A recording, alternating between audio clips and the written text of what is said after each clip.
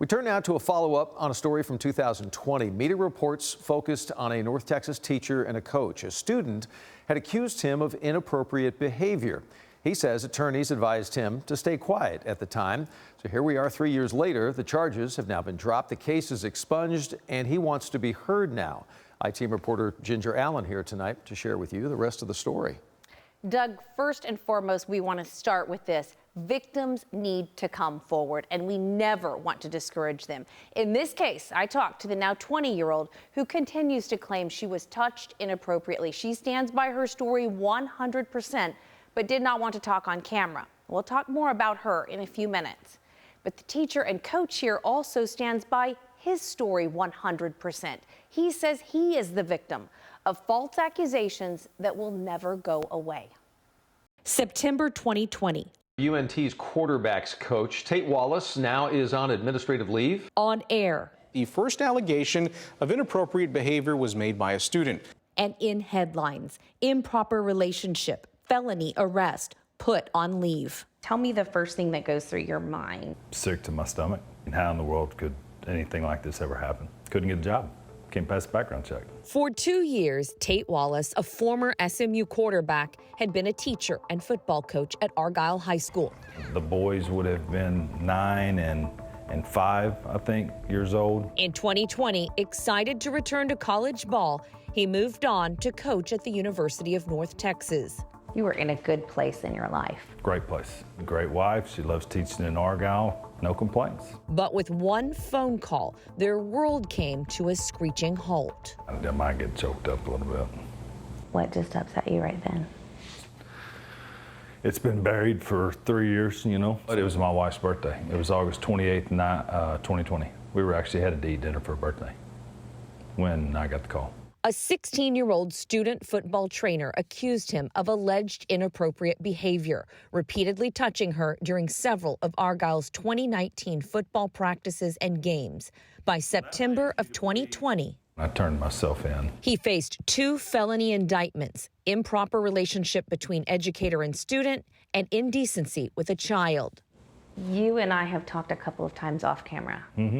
I didn't expect this. I didn't either. This is the first time that I've opened up and talked about it to anybody probably outside of family. I want to put it in perspective because there are people that have it a lot worse off than I do.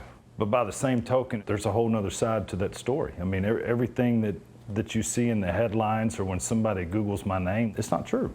Wallace has given us notes, court documents, and practice and game videos. You primarily blame 2 people. The person who accused you and the person at the school who pursued it. I don't blame the girl. They failed her. She cried for help. By and large, kids need help, right? In my mind, as a coach, because I had to do this several times, and as a teacher, I gotta go meet that kid where they're at. I gotta go find out what's going on, and then I need to do a good job, a thorough job of vetting everything. So in my mind, I blame one person. Wallace blames Paul Kearney, at the time the police chief of Argyle ISD. He says the chief did not thoroughly investigate the girl's claims. He never interviewed a single player. He never interviewed a single coach. He never interviewed my boss, the athletic director, who was there when all this allegedly happened. Kearney did not want to discuss the case on camera, but this affidavit states he interviewed the victim. He does not note interviewing anyone else.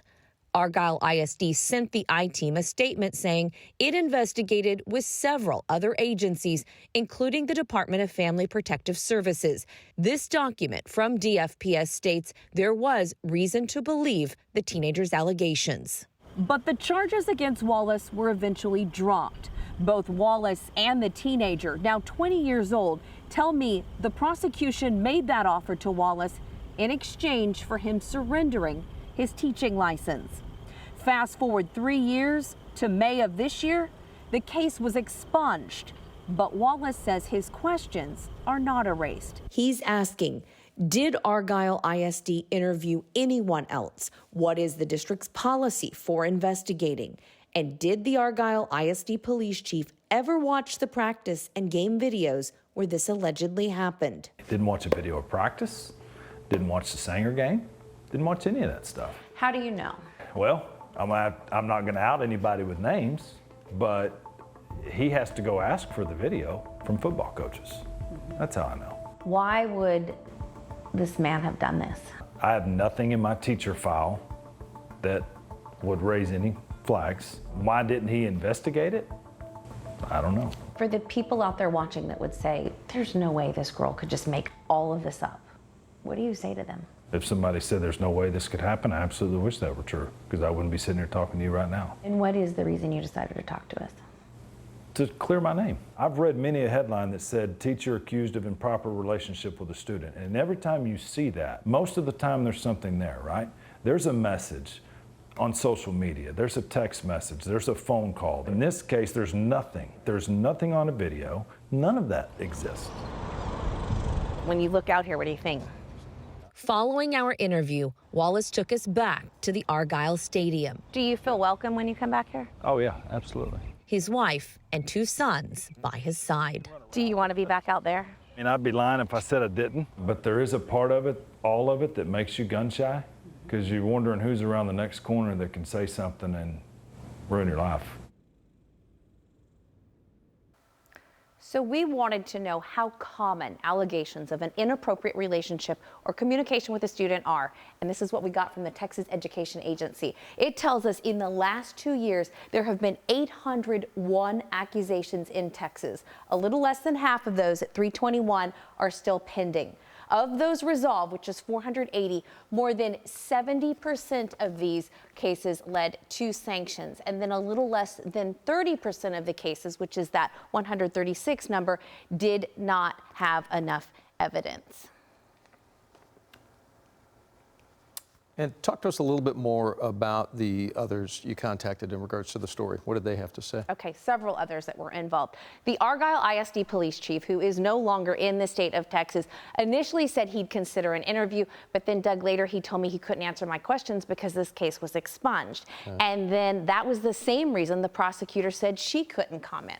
Then there's Argyle ISD. Regarding the accusations it did not investigate, it sent us a statement saying, in part, the district followed the guidelines and the guidance of the school board policies. So I asked twice to the district, how about the accusations that you didn't interview anyone besides the alleged victim? It did not answer. That was only a portion of the statement. I've put the whole thing online. So for 1 second, but let's go back to kind of where the story started. The teenager, you've had contact, correct? Yes, yes. Initially we did. She's now 20 years old. In a phone call, as I said off the top, she told me this is 100% true. She said if she was going to make this up, she would have made something up other than just touching or groping, and that's why she believed she was believable. She originally agreed to an interview, but then later emailed me back and said she had decided not to do it.